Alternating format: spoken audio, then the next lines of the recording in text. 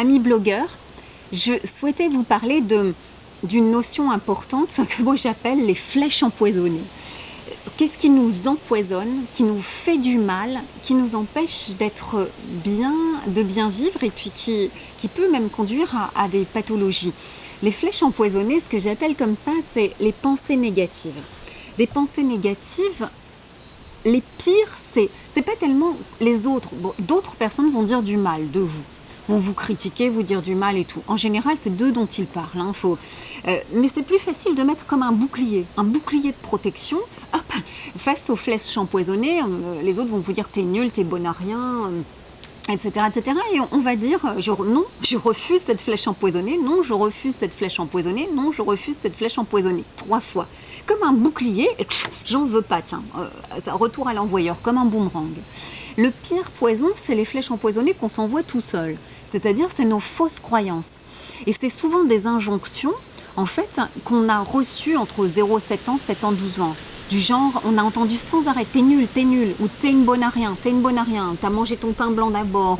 Enfin, des choses pas très jolies comme ça, des phrases qui ont été dites, redites, comme un refrain leitmotiv. Et ça, ces petites phrases empoisonnées comme ça, eh bien, elles vont revenir tout le temps, elles vont être en nous. Et ce que j'aime bien, c'est donner un antidote. Parce que quand c'est nous-mêmes qui mettons cette propre pensée négative, quand nous-mêmes on se dit « non, je suis nul, j'y arriverai pas », je suis nulle, je suis une bonne à rien, non, j'y arriverai pas, j'ai peur de pas y arriver, et que ça, c'est produit par nous-mêmes, ça, c'est un vrai poison. Je vous donne une petite métaphore. Mon prof d'hypnose, Olivier, avait raconté une anecdote rigolote.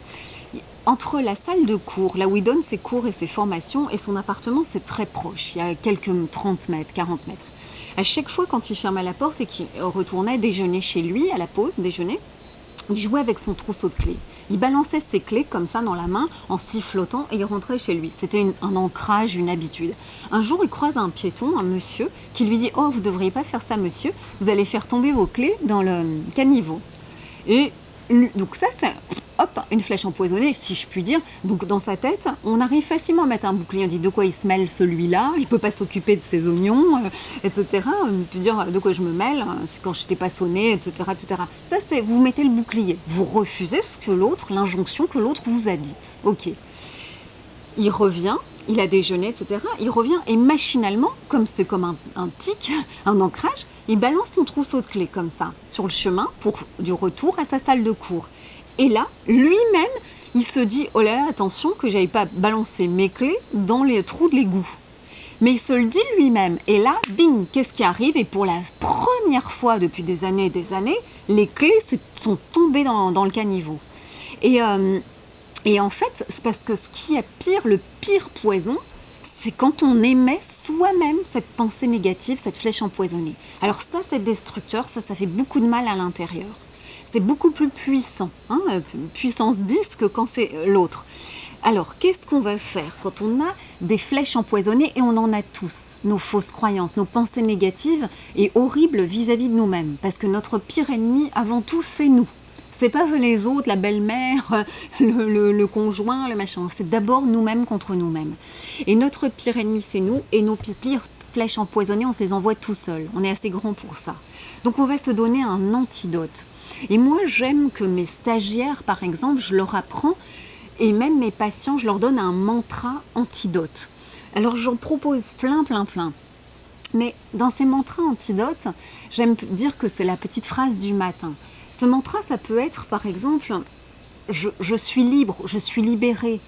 Vous ne précisez pas de quoi, sous-entendu des kilos en trop, des addictions, de la clope, de mes emmerdes, de mes soucis. Je suis libre ou je suis libérée. Je suis sereine, je suis serein. Je suis heureuse. Je mérite d'être heureuse. J'accepte d'être heureuse. Très important. Je me respecte, sous-entendu mon corps, mes besoins. D'accord? Je me respecte. Mais ça peut être aussi, je m'épanouis.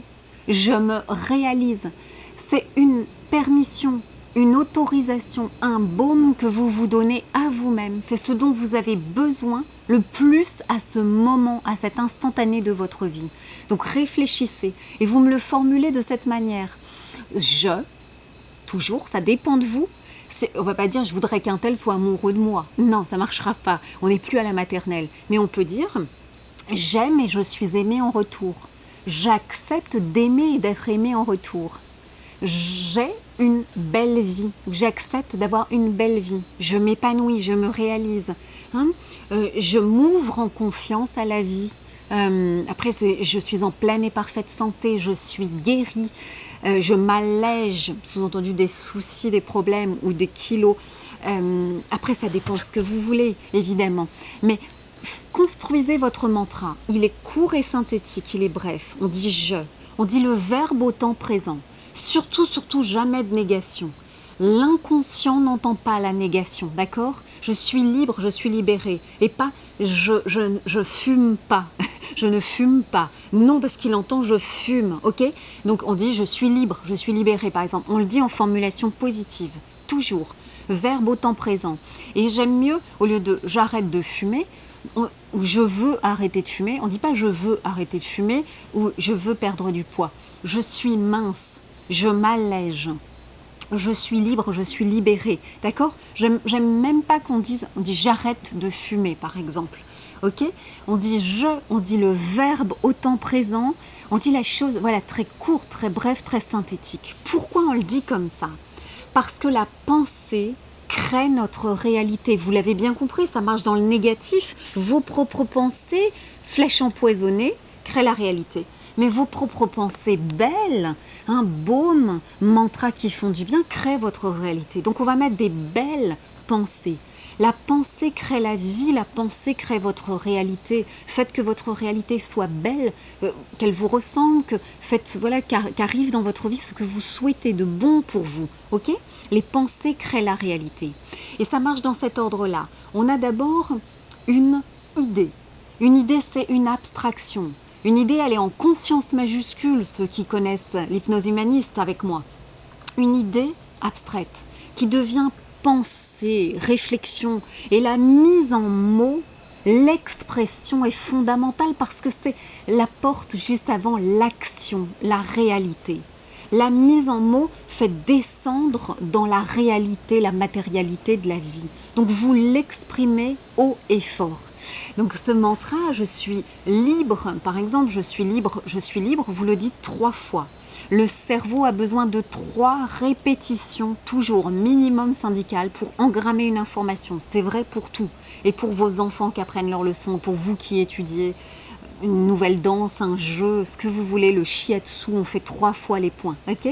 On dit donc 3 fois son petit mantra. À haute voix, c'est mieux, idéal. Mais dans la tête, s'il y a du monde, vous dites ça dans le métro, dans la voiture, sur le scooter, vous dites ça quand vous allez aux toilettes. On dit 3 fois, ok? Et on va répéter dans la journée 3 fois 3. Ça, c'est le mantra antidote, le mantra de la belle pensée qui va se matérialiser dans votre vie, ok? Et qui va vous rendre la vie belle et douce comme vous la voulez, comme je vous la souhaite. On dit 3 fois à chaque fois et 3 fois 3 dans la journée. Le matin, quand j'ouvre les yeux à la vie, que je suis réveillée à la vie, je prononce 3 fois mon mantra. À haute voix si je suis seule, dans ma tête si mon conjoint, mes enfants sont tout près de moi, par exemple. Et dans la journée, je refais 3 fois 3. Donc, le fait de le dire, de le redire, de le répéter, dans les synapses du cerveau, ça va engrammer l'information. Et je le tiens pendant 3 semaines, là aussi, minimum syndical. Je préfère 28 jours, 1 mois, qui peut le plus, peut le moins. Ok, je le dis 3 fois 3 dans la journée et je le tiens pendant 1 mois. Et après, je peux changer de mantra. Ok, que votre vie soit belle, douce, heureuse.